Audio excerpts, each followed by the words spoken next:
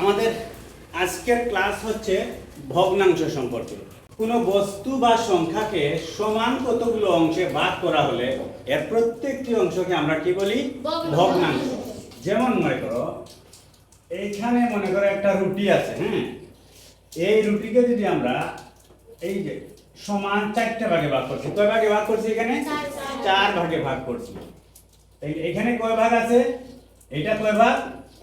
1 ভাগ। কয় ভাগের 1 ভাগ? এটা 4 ভাগের 1 ভাগ। এইটাও একটা ভাগ, এটাও 4 ভাগের 1 ভাগ। প্রত্যেকটা অংশ কি 4 ভাগ করে 1 ভাগ না? এটা প্রত্যেকটা অংশই কি একটা ভগ্নাংশ। এই ভগ্নাংশকে আমরা প্রধানত 2 ভাগে ভাগ করতে পারি, সেটা হচ্ছে সাধারণ ভগ্নাংশ আর দশমিক ভগ্নাংশ। এই সাধারণ ভগ্নাংশের মধ্যে আবার 3টা ভাগ আছে: প্রকৃত ভগ্নাংশ, অপ্রকৃত ভগ্নাংশ এবং মিশ্র ভগ্নাংশ।